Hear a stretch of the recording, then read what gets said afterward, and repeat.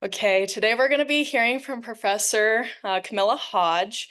She is an associate professor in the Experience Design and Management Department in the Marriott School of Business at Brigham Young University. Broadly, her research interests focus on the ways in which shared experiences can build social connection, an essential component of the health and well-being of individuals, groups, and organizations. Previously, she focused on understanding the conditions under which shared family leisure experiences facilitate positive relational and developmental outcomes um, among parents, adolescents, and siblings. She earned an MS in Youth and Family Recreation from Brigham Young University in 2011. Dr. Hodge earned a PhD in Parks, Recreation, and Tourism Management with an emphasis in family recreation from North Carolina State University in 2014. Her previous academic positions include assistant professor at Penn State University and State College, PA, and University of Utah, where she was nominated for 2 university and college teaching awards for her innovation and effectiveness in undergraduate and graduate education. Her current research focuses on the theoretical foundations of shared experiences and social connection. She continues to emphasize rigorous study designs applying ecologically valid measurements. Dr. Hodge received the Georgia White Fellowship for research in 2023. Please give it up for Professor Camilla Hodge as we learn more about social connection.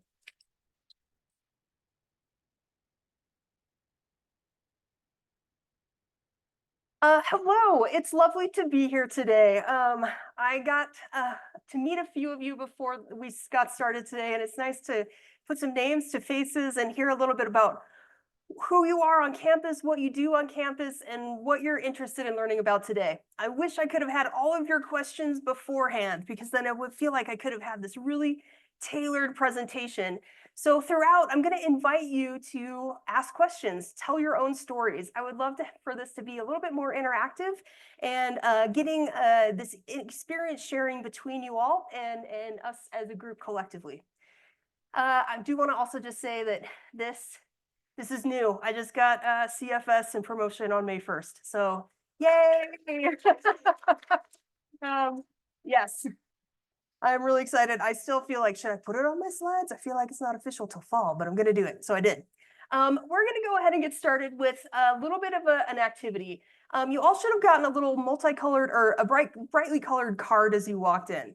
So here's what you're going to do with that card. You have that card, and now I'd love for you to stand up and pair up with somebody in the room, or you can sit. It doesn't matter. Your physical orientation doesn't matter too much in this space. I would love for you to find someone maybe you don't know very well. And so if you feel like you want to move around to meet someone new, I'd invite you to do that. Once you are paired up, you are going to ask that person your question. You're going to read that question to them off of your card, and you're going to give them time to answer. And of course, you can introduce yourselves, tell a little bit about yourselves to each other, and then ask those questions. Then you're going to switch roles, and the next person, your partner, is going to read their question, and you're going to answer it. Then at the end of 3 minutes, and I'm managed to leave my house without my phone today. I usually will set a timer on my phone. So if someone wants to volunteer to be a timekeeper for me, thanks, Emily. We'll set a timer for about 3 minutes, and you'll do that whole paired interaction for 3 minutes. Then at the end, you're going to trade cards, find someone else new in the room, and repeat the process. We'll take about 7 or 8 minutes to do this activity. Any questions thus far? Can I clarify anything? Yes, Neil. I believe they are out at the desk. Yeah, they'll walk you the entry desk. Yeah, they are not in my pockets. I apologize. Otherwise, I would bring you one. All right. Any other clarifications? All right. Ready, set, break. I'm going to give you about 30 seconds to find a partner. Ready, set, go.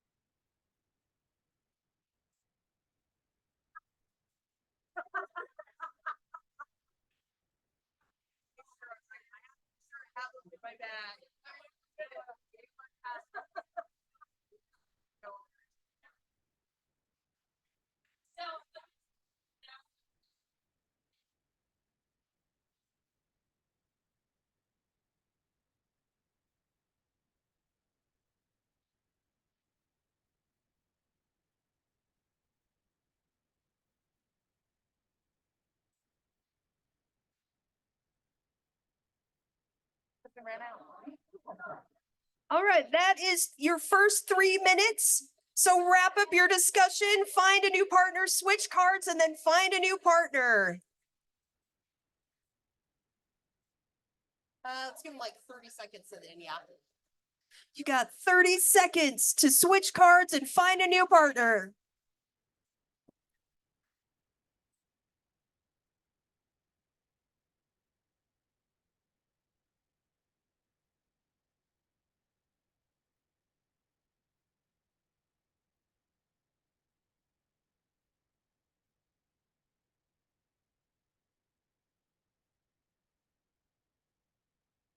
But yeah, 3 seconds, yeah, 3 minutes, yeah.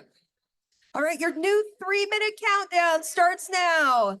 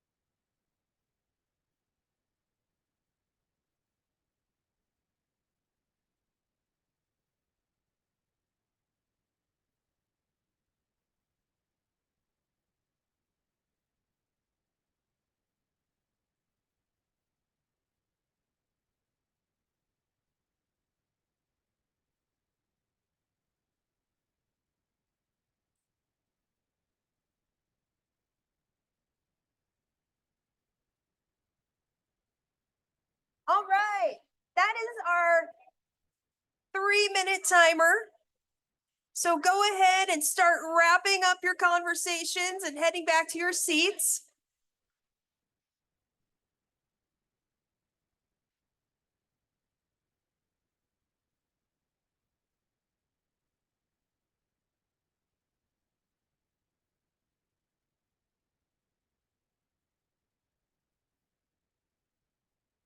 All right.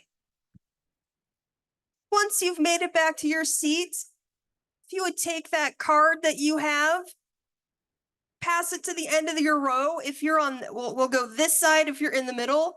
So just pass to the end of your row, and Emily's gonna come around and pick up your cards. I would love to leave them with you. I'm afraid we will all forget. I will forget to ask for them back at the end, and then I will lose all my cards.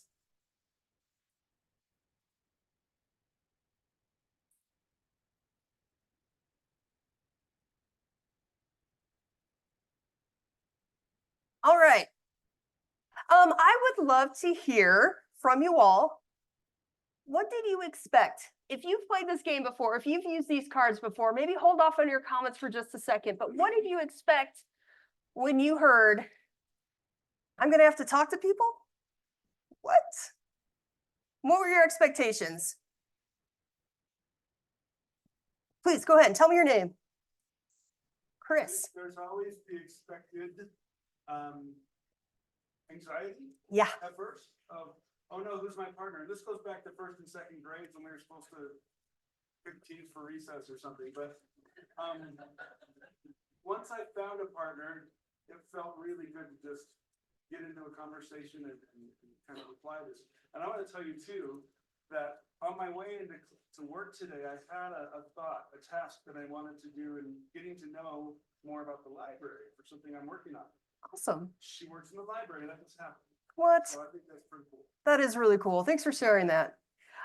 Did Chris's comment resonate with you where you had a little bit of anxiety, like what? I'm going to be really real in this moment. And if I had been in the audience, if our roles had been reversed, I would have left because I am deeply introverted. And I would have thought, oh, the audacity. How dare they ask me to talk to people I don't know? It's scary. It feels really scary. But here's what the research says on that. Conversations between strangers typically feel less awkward than we expect them to. It's going to create more connectedness and happiness than we expect as well.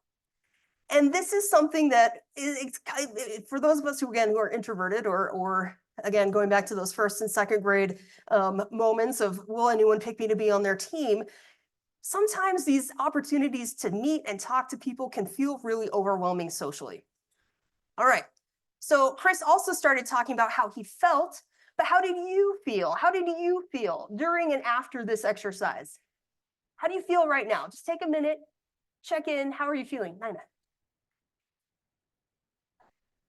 Yeah, there's a little bit of physiological, we call it physiological arousal, right? We've got an elevated heart rate. We've got some energy, maybe. We've maybe a little energized. Other feelings that you're having. Yeah, please tell me your name. Donna.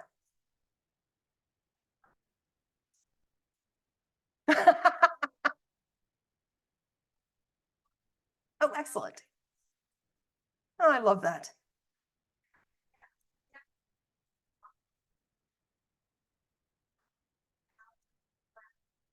Yes, yes. Is that resonating? Anyone else kind of feeling that as well? Anyone feeling like a little bit angry though? Like how dare, like a little bit like that did not fulfill. I am not feeling that. I don't think it's ever happened. Oh, hand in the back. Yeah, absolutely. And that's fair, right? Sometimes we have to work through like the physiological responses have to like run their course. So research also says, or actually, this is the definition of connectedness or connection from Brene Brown in her most recent book, Atlas of the Heart. Connection is the energy that exists between people when they feel seen, heard, and valued. So we have a little bit of energetic response. We have a little of that feeling of, oh, I've made a friend. I feel connected. This arose from this structured moment, this structured shared experience that we just had. Now, last question. How does this experience compare to your typical get to know you scenario? What if I'd given you no guardrails? You didn't have the card and I just told you to talk to somebody next to you. How would your approach have been different?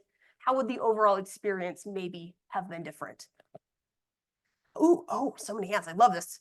We'll go here, here, and here. Well, and I just thought, I think in the, just having a purpose to even, have that conversation, but they have that same purpose.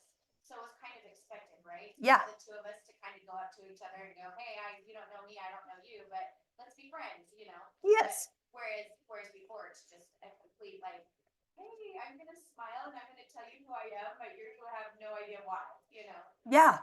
And do you mind, if you remember, what was the question that you asked your partner? Do you remember? Yeah, what are people most often surprised to find out about you? Oh, I love that question. All right. Thank you for sharing. Remind me of your name. We talked. Laurel.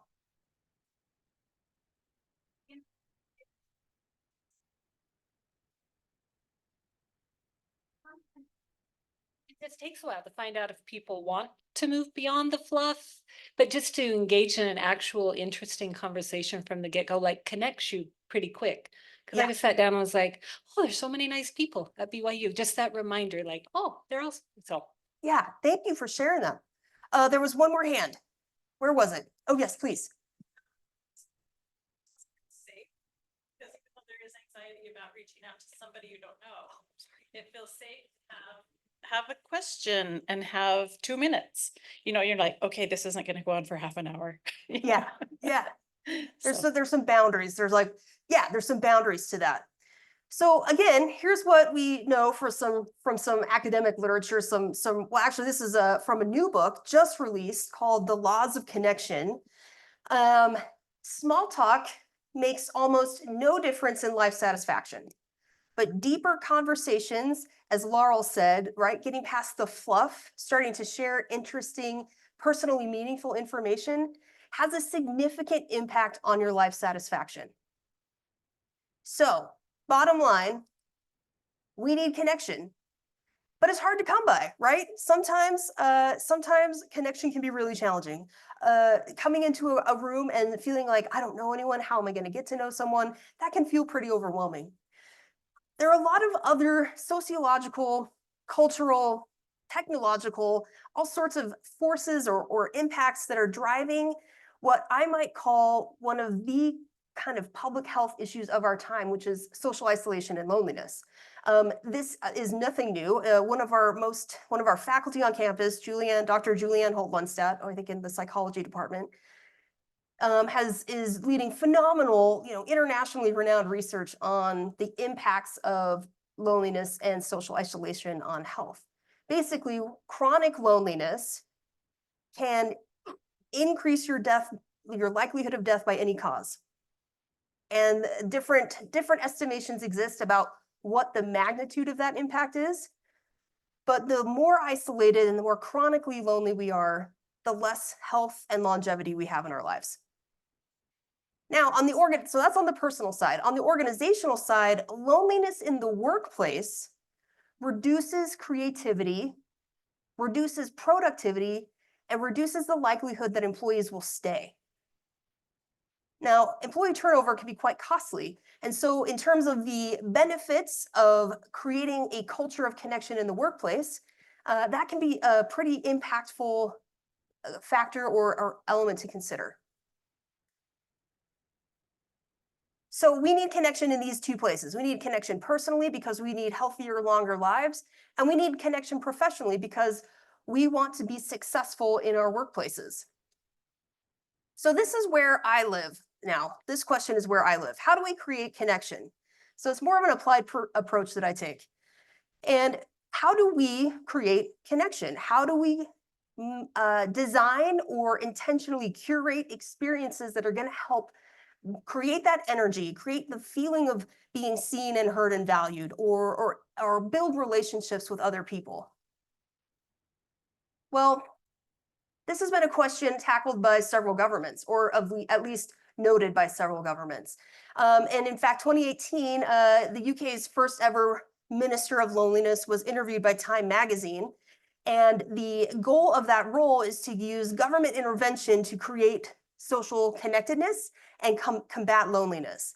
One of the interviewees in that article said, though, that tackling loneliness through informal or formal community activities might be a better approach than tackling it from a central government perspective. And I have a colleague who I do a lot of research with. Her name's Dr. Karen Melton. She's at Baylor University. What we like to say, we like to take that quote and just adjust it a little bit. Tackling loneliness can be done best through well-designed shared experiences. So I'm going to take the rest of the time today to talk about what shared experiences are and give you a couple like applicable ways to think about maybe enhancing or redesigning some of those shared experiences that you have. So first, let's talk about the different levels of shared experiences that we have. So we have these micro experiences. You all just had a micro shared experience, right? You had a card, you went up and you talked to somebody new who you didn't know. These micro shared experiences can be touch points between your audience, your stakeholders, and your organization. They can be moments that matter to your employees. They can be those smaller interactions or actions that we take interpersonally throughout our typical day. So a touch point, again, is just this, here's our audience, here's our stakeholder group or groups, here's our company and our business. And this touch point, so I go to your website, what does that touch point look like? And is there a way to craft or design that touch point in a way that fosters a sense of welcome and connection? Or I make a phone call to the help desk. We have some people from the help desk here. What can we do at that touch point to craft a sense of well-being, craft a sense of connectedness or belonging? We also can talk about or think about designing the moments that matter internally to our organizations or internally to our personal lives. So a great example of a moment that matters in the, let's say, life journey or the life cycle of an employee is that first day of work. What does that first day of work look like? That's a moment, right? And it's a moment that matters. It matters to your organization. It matters to that brand new employee.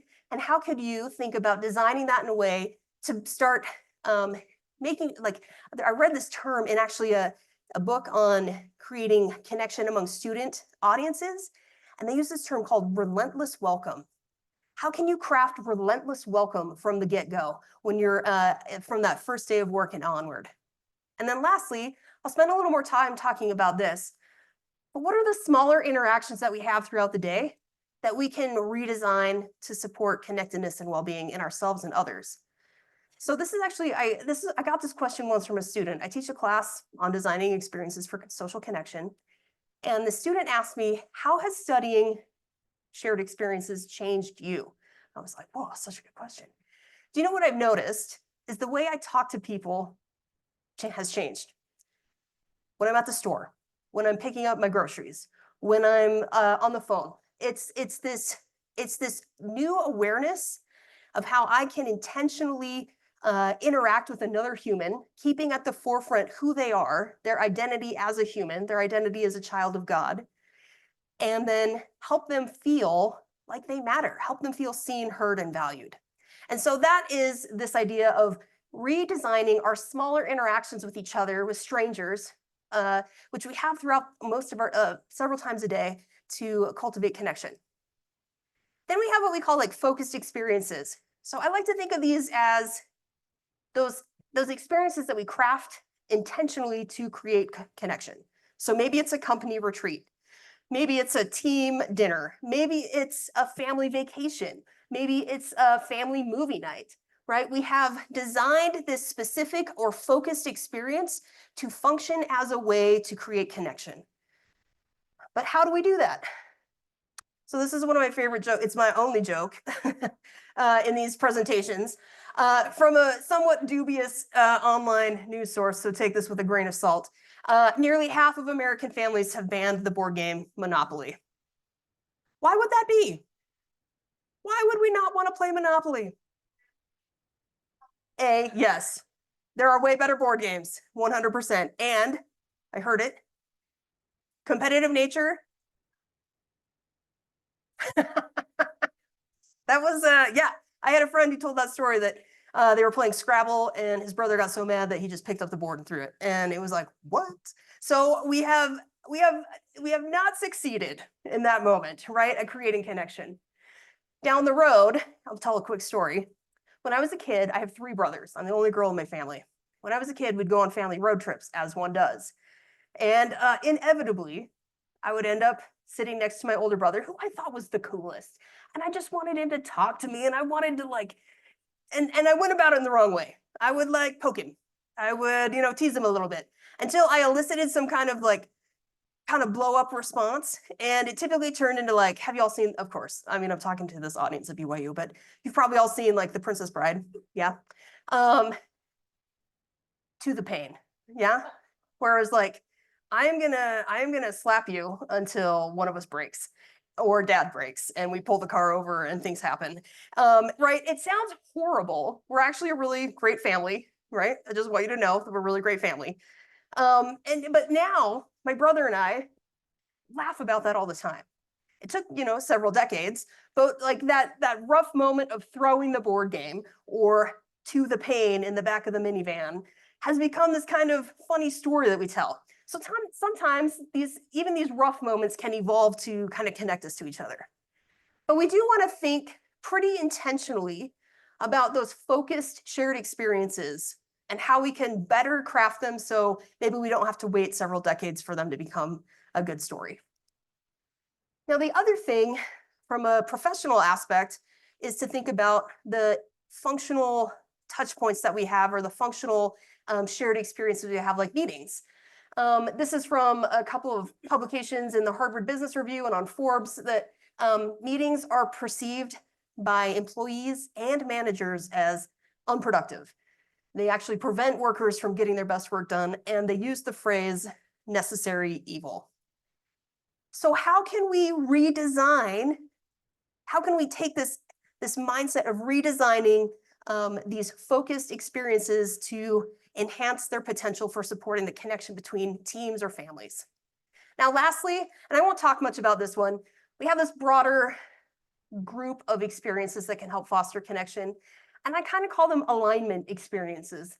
They're the type of experiences that contribute to culture. Maybe they tie into our mission or vision or values, either as an organization or within our family. And these are the types of things that we can intentionally craft and make sure that we continue to align with over time so that we do amplify connection within those groups.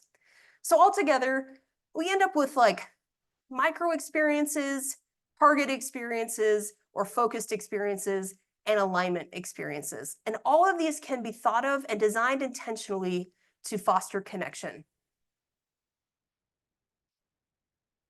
So then how do we do that? How do we do that at home? How do we do that at work? I'm going to give you two examples. First is, we'll start with work. So what I focus on in my research is basically how do we get from point A to point B? We want to get from this shared experience to increased social connection or better relationships. And that means we've got to kind of find the right path. We've got to navigate some kind of maze or maybe put the puzzle together. There's all sorts of analogies we can use here. Maybe it's just finding the right road on the map. Helpfully, there are lots of amazing people out in the world who have done some pretty awesome research on this. So I'm going to highlight some of Jane Dutton's work. This is from her book, Energizing Your Workplace, or Energize Your Workplace, and Creating High Quality Connections Through Small Micro Experiences. So her framework for creating high quality connections focuses on the micro experiences that look like respectful engagement, task enabling, and acting with trust. So what this means is anytime you have a moment of engagement, an interaction with a coworker, maybe you're in a meeting, maybe you're just chatting at the symbolic water cooler, maybe you're chatting in the hall, maybe you've gone to lunch. What can you do to make sure that you're demonstrating and practicing respectful engagement, task-enabling behaviors, and acting with trust? So respectful engagement means I'm present, I'm focused, I am affirming you, I am validating you, I am communicating my appreciation for you and what you do. Task enabling looks like I'm going to give you information that might help you, and you're going to do the same. We're going to have this reciprocal flow of resources, and I'm going to demonstrate that I've invested in you and your success. And then lastly, acting with trust boils down to being consistent, dependable, and reliable, following through on what you say you're going to do. I'd love for you to now, if you have like something to write on, or if you have your phone and want to take some notes, I want you to we're going to take a pause and maybe apply this framework really quickly. So think of a specific interaction that you've had with another person at work recently. Try to think about it in pretty good detail. Now, once you've thought of that, maybe jot down some notes. Jane Dutton has given us this amazing table for kind of critiquing our own and others' behaviors.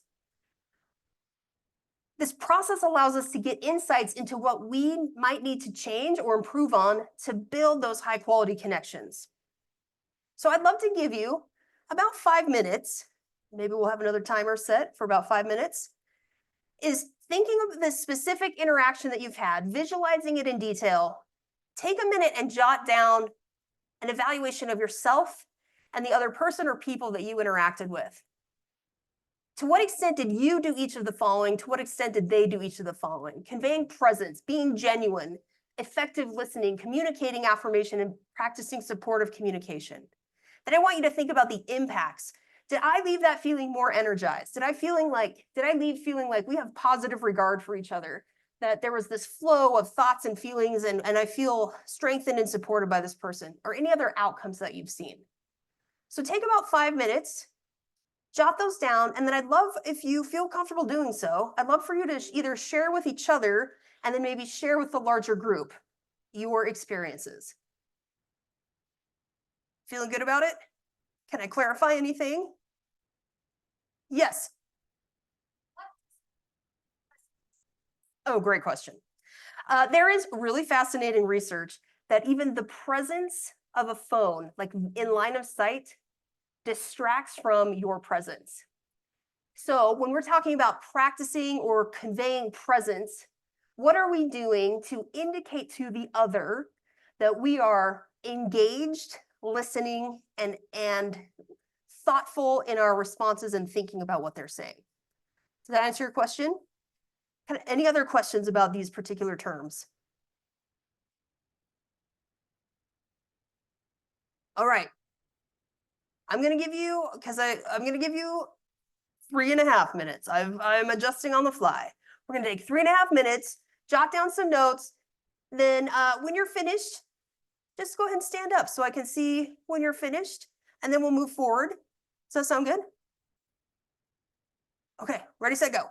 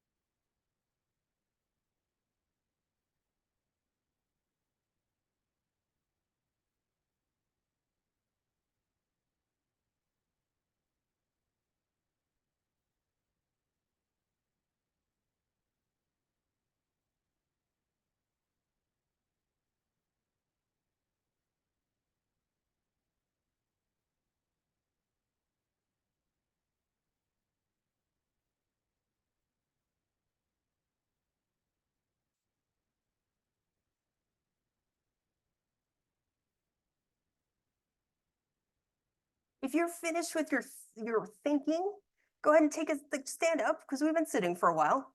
And it's also a good visual cue for me to know I'm ready, we're ready to move on.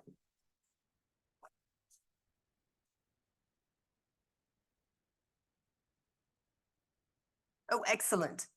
All right. Take another like 30 seconds. If you're standing, you want to stretch, maybe just take a little break from sitting. And then I'd love for you to turn to someone next to you or near to you if you feel comfortable and start talking about your experiences. What themes are arising? What are you seeing that's consistent and or different across your experiences? All right, ready, set, go. We're going to take a minute. You're going to discuss in small groups.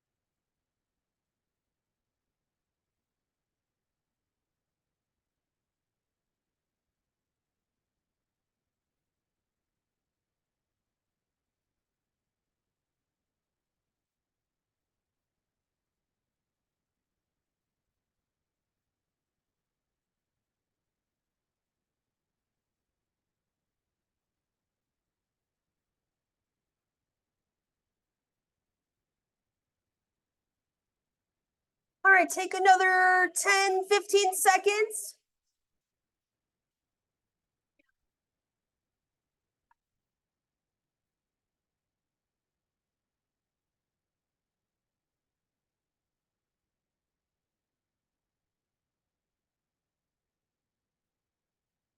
All right.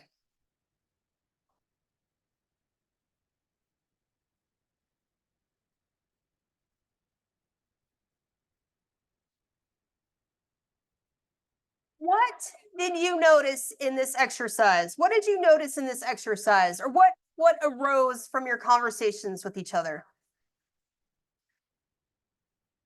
Go ahead, Nina. Commonality. So we've all kind of had the same experiences, right? We've all had the good ones, we've all had the less good ones, maybe. Other things that have you've noticed that are arising from these discussions or this exercise.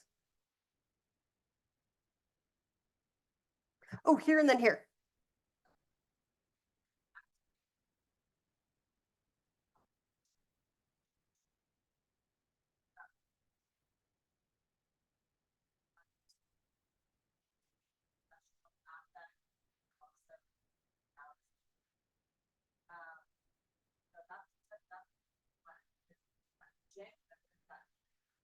Oh, great question.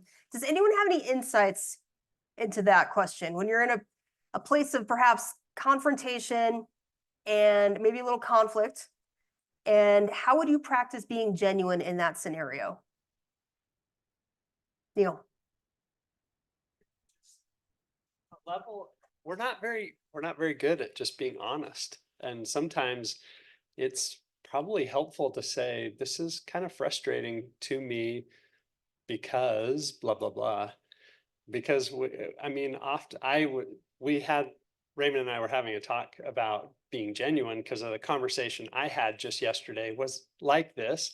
And the person I was talking to was really overly kind of flowery and trying to be complimentary, and it just didn't feel genuine because the conversation was kind of a little bit started a little tense.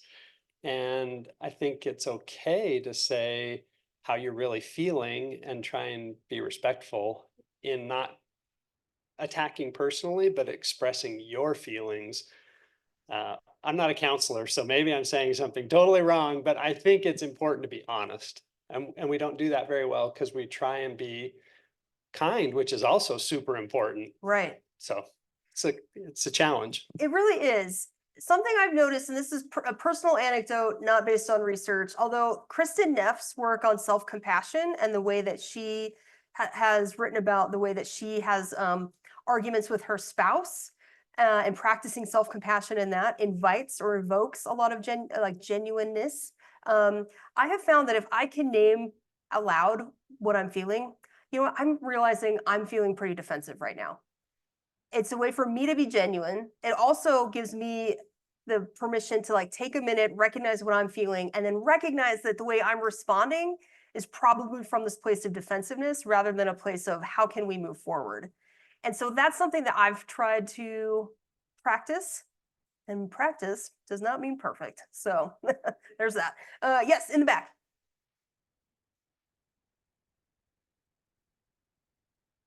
One thing I was noticing as I was working on this exercise is that I am not as aware in work situations of what makes it go right or well, or what makes it blow up sometimes. And so I'm like, well, even just thinking about these things means that maybe it will go better next time, you know? So I'm looking through all of that. I'm like, oh, gee, how do I convey presence? And then also for me too, it's challenging at work to have like some types of interactions because you don't want to feel like you're wasting time. You know, we're all on the clock. And so it's like, how am I getting to know this person without just chatting up the whole afternoon and you don't get any work done? You know, it's so I kind of go into it a little bit tense anyway. And so then I was working through all of that in my head. I didn't even get all the questions answered. I'm like, oh, wow. Interactions at work. It's such an interesting thing. I love this. Love what you've said though, is just having the framework, having the information. It almost then becomes like A/B testing or a little bit of an experiment where you're like, all right, I'm going to try this. Did that change it? Did that, or okay, that didn't seem to work, so I'll try this next. And so it just gives you, I think, information, to be quite cliche, is power, right? And at least cultivating the social interactions on the micro level that we want to have. Yes, yes, thank you for saying that. More tools in our toolbox. Friends, I have overplanned. We are at time. I have this whole other thing on families, and I didn't even get time for questions. So I know we're at time. Is there anything that I haven't talked about? Well, I haven't talked about a lot of things, but is there anything that you're like, no, I came for this reason. Could I just ask a question? I'm going to take 3 more minutes. 3 more minutes? Okay, absolutely. Okay. What did you come, I got this from a couple people, right? What motivated you to show up today, to take an hour, 15 minutes out of your day and come listen to someone you didn't know, except a few of you, thanks for the support. You didn't know to talk about this. What motivated you to be here today? Please. This just came up. I didn't have this thought beforehand, but I've just always had this thought. And since you talked about your family research, so I have kids of varying different ages, 8-year-old to almost 2, and I work full time, so I have very little time with them. And I struggle really hard to come up with activities that everybody feels like is fun, like creating good experiences for everybody when they're such different ages. And I have so little time because I can't take time for everyone to have their own experiences every day. Oh, okay. Such a good question. I also have to acknowledge that Dr. Raymond Zabriskie, who was my master's advisor and one of the leading names in family leisure research, like, is here today. So I hope I don't embarrass you. I'm going to do my best. So this is what the other part of my presentation that I didn't get to, right? This idea that, okay, well, we've got to have time together. We've got to play together to stay together, right? This kind of cliche again. Here's a little bit of a framework that might help us think this through. I think it was actually another one of my colleagues, Dr. Peter Ward, who's here today too. He's used the phrase like the lowest common denominator, not in a demeaning sense, but like if you have young children, your family leisure typically will rest with the lowest common denominator, right? Like, what are you going to do with that younger kid?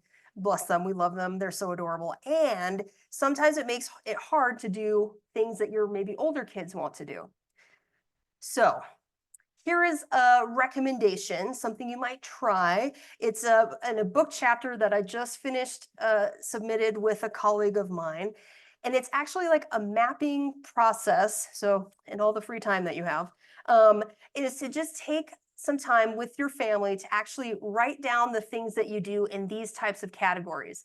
So we have categories of activities that are familiar and comfortable, things that we can do frequently. Then we have categories that are unfamiliar, new, or challenging. This comes from Dr. Raymond Zabrisky's work on core and balance family leisure. Then we have to think about, okay, sometimes we want to talk a lot, sometimes we want to talk less. That's fair, right? Sometimes that's just the reality of relationships. And so if we can start to plot out or list out the things that we like to do or would want to do in all four of these categories, my colleague, Dr. Karen Melton, has recommended creating almost like a drawing system where you write them all in an individual slip of paper. You reach in, you grab it, and somebody chose that. And so it becomes this more maybe democratized way of choosing what to do. That's a strategy that might address that. You can also like, well, this group of activities is like short term, like what can we do in 20 minutes? Reach in, pull it out. Oh, somebody chose this is what we're going to do. That would be maybe one strategy to try. I do not profess, well, I guess I am kind of an expert because I do write about this. So this is, I'm paying to myself. I would say try it, see if it works for your family. That's what my expert opinion.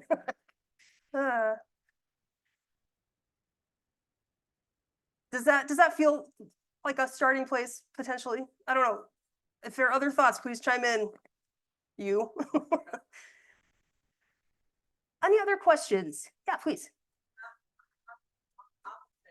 Spectrum, the small interactions, like someone else mentioned, you can't sit and just chat for a long time at work. So how do you make those small interactions feel more connecting? Those small interactions, this is where I would really try to practice one or more of these, right? So if I only have 3 minutes to talk to this person, I'm probably going to focus on respectful engagement. I'm just going to be present for 3 minutes so that they feel seen, heard, and valued, right? That's Brene Brown's definition of connection. But if I have maybe 30 minutes, we're going to go for a quick walk or something, then maybe I'm going to talk, maybe we'll get into this task enabling realm where it's like, tell me what you need and let me see if I can help you. That again helps build connection between coworkers. So I would say keep this almost as like a playbook in your back pocket. Like, okay, what do I have in terms of time? Well, I've only got a few minutes, so I'm going to focus on these things. I received advice at one point in my life that being grateful, practicing gratitude would be a really important part of my just part of my spiritual development. And so this is something that I try to do every time I talk to someone. I'm not perfect at it, but we have an amazing office manager who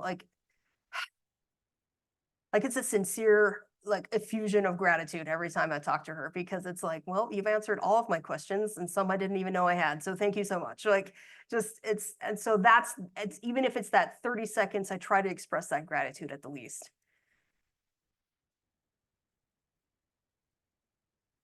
Other questions? Yeah, please. I've got a extended family where for about 8 years now that I'm trying to reconnect the family. It used to be very spread out. Had some deaths in the family, divorces, and for 8 years, it's just been fighting and fighting and fighting and fighting. And so I love this model, but what would you say where there's just kind of a, you know, decent people, I think, but constantly break down. You So- create less chance to interact, but you're doing something together. Yeah, so there's a couple things that Thank you. yeah, absolutely. Really interesting research on, again, like the physiology of connection.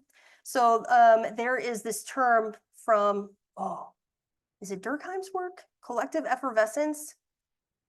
Anyone gonna fact check me on that? Because I'm 80% sure. Durkheim, yep, we'll go with it.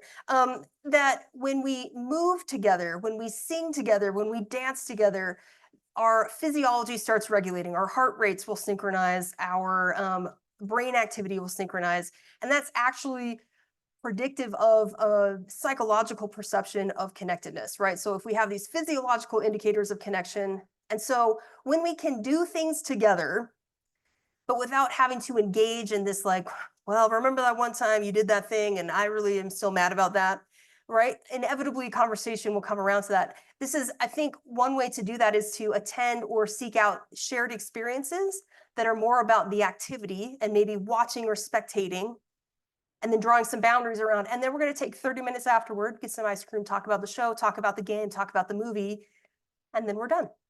And so that would be, that's kind of my recommendation, because this is my other joke. I have like 2 of them, so I lied. I have 2 jokes. Some families shouldn't actually, like the reality is that sometimes families shouldn't spend more time together. This is the unfortunate reality. We saw this during the pandemic, when everyone was at home.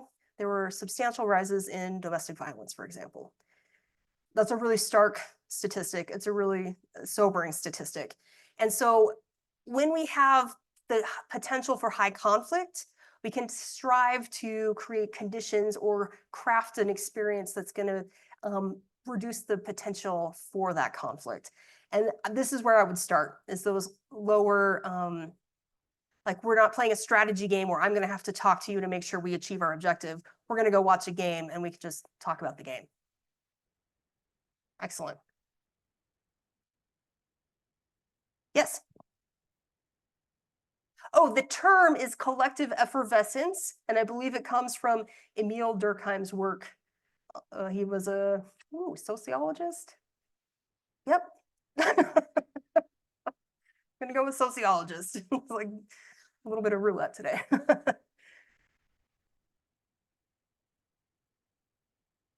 Yes.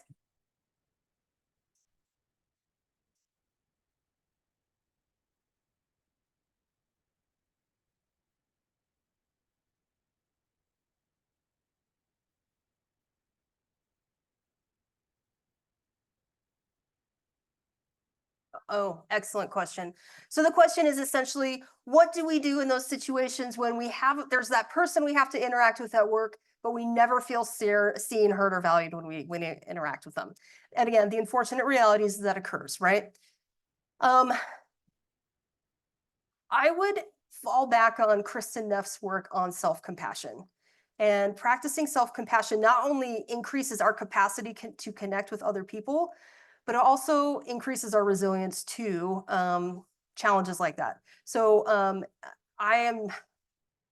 she has a 4-part mantra. It basically starts with, this is a hard moment. I'm going to recognize that this is a hard moment, and it's okay that I'm feeling this way, and I deserve compassion and love, and I'm going to do the best to give myself that. And I'm summarizing and paraphrasing this 4-part mantra. It's in her book, Self-Compassion. And that's where I would start, is that reminder of kind of like, in our department, we talk about like the anticipation, the participation, and the reflection stage of any experience. So knowing like beforehand, I have to go talk to this person, I might prepare myself a little bit by reflecting on that mantra, go in and have the interaction, and then take a moment after to reflect and repeat that mantra to myself. I have not done research on this. And so again, I'm giving you a compilation of kind of thoughts and ideas from different books, but I hope that is at least something to start with. Yeah. All right, I think we are definitely, no, I know, we are 100% over time. So thank you so much for coming today. It was so lovely and nice to meet some of you. Please feel free to reach out if you have additional questions. Oh no, the last thing I want to share is this. Oh, can we just skip to the very last, the slide with the quote on it? Oh, not that one. Too many slides. I'm sorry. When I said the last one, there were like bonus slides in here. And we gotta skip through all of them to get back to the, hang in there, everyone. This was supposed to be a lot smoother. Oh, wow. All right. There it is. We got there. This is my favorite quotation. I share it with my classes every time I teach, even if whatever the class is. The same God that placed that star in a precise orbit millennia before it appeared over Bethlehem in celebration of the birth of the babe has given at least equal attention to placement of each of us in precise human orbits, so that we may, if we will, illuminate the landscape of our individual lives so that our light may not only lead others, but warm them as well. This is part of my personal philosophy, that we are in these personal human orbits, and that wherever we bump into each other, we can have these moments of uplift and these moments of love and these moments of remembering who we are from an eternal perspective and reminding each other that we are children of God. And again, thank you so much for coming today. I think there are some announcements.